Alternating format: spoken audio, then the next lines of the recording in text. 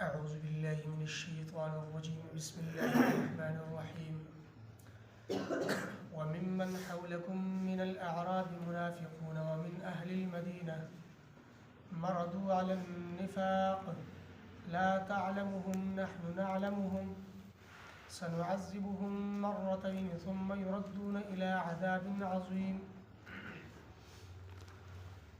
دينا مخي آيات مباركة کی د مخلصین مؤمنانو مسلمانانو چې صحابه کرام مهاجرین او انصار داغو د اخلاص او داغو د قربانیانو ذکر شو. هغه نه مخکې د منافقینو ذکر نو اوس بیا د منافقینو مضمون ذکر کیږي. د منافقینو تعلق مدینی او د مدینی اطراف سره. بعضی منافقین دا د مدینی اوسیدونکو او بعضی د مدینی په اطرافو کې به اوسیدل، لکه اعرابي د دیهات والا خلق، بودوان، د دواړه قسم خلقو ذکر دی. وممن حولکم من الاعراب منافقون، بعضی چار چاپی رستا سنا د دیهاتیانو خلقو د بودوانو نه منافقین دي، لکه مختلف قبایلو مختلف قومونو، په هغه قومونو کې بعضی به منافقین، بعضی به د منافقت والے او انسانانو قبایل الله رب العزت چې پیدا کړ دي. د دې قبایلو مقصد دا نه دی چې یو قبیله دا د نسب په اعتبار سره اوچته ده او بله قبیله د نسب په اعتبار سره کوزه ده، یا یو قبیلې والو ته درجات حاصل دي او بلې قبیلې والا چې دي دا حقیر دي او دا بیکار دي. داسې نه ده، بلکې دا قبایل چې الله رب العزت پیدا کړ دي لتعارفوا، دا د پیژندګلۍ دپاره چې دا خلق د یو بل پیژندګلي وکړي. نو پیژندګلي د قبیلو په ذریعه سره کیږي، د نسب او د قوم په ذریعه سره کیږي. دا د تعارف دپاره د پیژندګلۍ دپاره د الله په نزد معزز مکرم څوک دی؟ ان اکرمکم عند الله اتقاکم، یقینا زیات معزز او مکرم د الله په نزد چې دی هغه متقی او پرهیزګار سړی دی، تقوادار، چې هغه تقوا اختیار کړه، کفر، شرک، منافقت او د نافرمانی نه ځان بچ کړي. دا سړی د الله په نزد زیات معزز دی او د اوچتې درجې والا دی. او حدیث کې هم راځي چې عربي له په عجمي باندې او عجمي له په عربي باندې هیڅ فضیلت نه دی حاصل.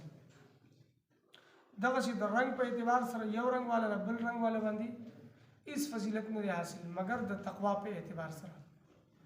که یو عجمي دی د متقی او پرهیزګار دی او یو عربي دی هغه یا په کفر کې یا په شرک کې مبتلا دی، نو دا عجمي بهتر دی او غوره دی. دا غره دغسې د رنګ په اعتبار سره چې یو حسین و جمیل دی او بل بدصورت دی، خو حسین و جمیل کفر او شرک کې مبتلا دی د رنګ په اعتبار سره، او دا بدصورت چې دی د متقی او پرهیزګار دی، ایماندار دی، الله ته دی خوښ دی. که څنګه بلال رضی الله تعالی عنہ متعلق راځي، د حبشي حبشو سره د تعلق او د رنګ نه دی تور، د قد په لحاظ سره هم دی ډېر دنګ نو، معتدل، خو د پیغمبر صلی الله علیه وسلم صحبت اختیار کړ. په سفر او حضر کې د پیغمبر صلی الله علیه وسلم ملګری پاتې شو، مؤذن پاتې شو. نو د معراج په شپې باندې پیغمبر صلی الله علیه وسلم د خپو کشارې په جنت کې اورېده چې بلال په جنت کې ګرځي، دغه د خپو کشارې چې دی دا په جنت کې دي. دا ولې چې د تقوا اختیار کړه، د پرهیزګار متقی.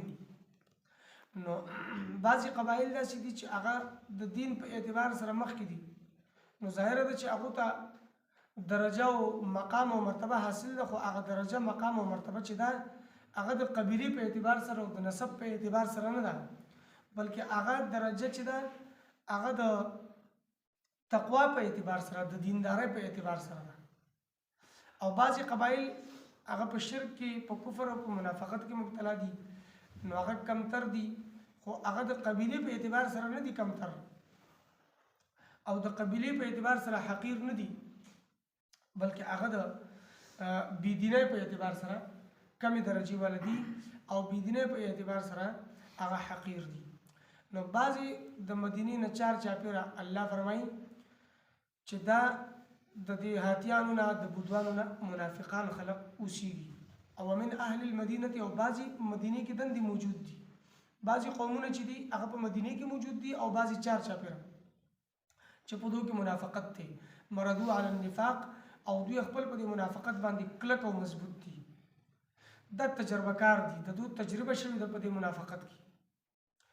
بعضی خلک هغه په دوکي او په فراډ کې تجربه وشي، بیا تجربه کار فرادي او دوکباز ګڼل کېږي. نو داسې دغه منافقینو په دې خپل منافقت کې تجربه شوې ده، دو خپل منافقت پټ ساتي، په دې پټ ساتلو کې د دوی تجربه وشله، او د نفاق په صورت کې دوی د مسلمانانو خلاف کوم سازشونه کوي، او مسلمانانو ته کوم د تکلیفونو رسولو، د نقصان رسولو منصوبې جوړي، نو په دې کې د دوی تجربه وشله، او دوی خپل د تجربې مطابق خپل غ نفاق پټ ساتي او ځان مسلمان ښکاره کوي. لا تعلمهم، تاسو نه پوهیږئ په دې باندې، تاسو یې نه پیژنئ، ځکه چې په ژبه باندې خو د کلمې دعوه کوي لا اله الا الله، او په ژبه باندې د اسلام دعوه کوي، لیکن دا دننه نه کافر دي، او اندرون نه څوک خبردار نه دي. اندرون نه چې د انسان په زړه باندې، په دې اندرون باندې چې کوم ذات خبردار دی، نو هغه د الله ذات دی. نحن نعلمهم، الله فرمایي مونږ یې ښه پیژنو، تاسو یې نه پیژنئ. خو دا به بچ نه پاتې کېږي. سنعذبهم مرتين ثم يردون الى عذاب عظیم، زر د مونږ به دوی ته 2 ځله عذاب ورکړو، او بیا به لوی عذاب طرف ته واپس کړلی شي. 2 ځله عذاب ورکول، یو عذاب دی په دنیا کې د دوی قتل کول، د دوی قید کول، او دویم عذاب عذاب قبر دی. یا یو عذاب دی چې د دوی د منافقت په الله رب العزت د وحی په ذریعه سره ښکاره کی، او دا به مسلمانانو ته معلوم شي، نو دوی به ذلیل او رسوا شي او به شرمېږي. یو دا عذاب شو. او دویم عذاب عذاب قبر دی. دا 2 عذابونه به دوی له ورکړلی شي، او بیا به دوی په ورځ د قیامت ناکام شي او جهنم ته به داخل کړلی شي، او هغه لوی عذاب دایمي عذاب چې دی د هغې طرف ته به دوی وګرځولی شي، او دوی به هغه عذاب کې داخل کړلی شي. وممن حولکم من الاعراب، او بعضې د هغه چا نه چې ستاسو چار چاپېره اوسېدونکي دي، من الاعراب د بانډیچیانو نه، منافقون دا منافقان دي، ومن اهل المدینه، او بعضې د مدینې والو نه، مردو علی النفاق دا کلک او مضبوط دي خپل په منافقت باندې. لا تعلمهم، ته نه پوهېږي په دوی باندې، نحن نعلمهم، مونږ ښه پوهېږو په دوی. سنعذبهم مرتين، زر ده چې مونږ دوی ته عذاب ورکړو 2 کرته، 2 ځله. ثم يردون، بیا به دوی واپس کړلی شي الى عذاب عظیم، د لوی عذاب طرف ته.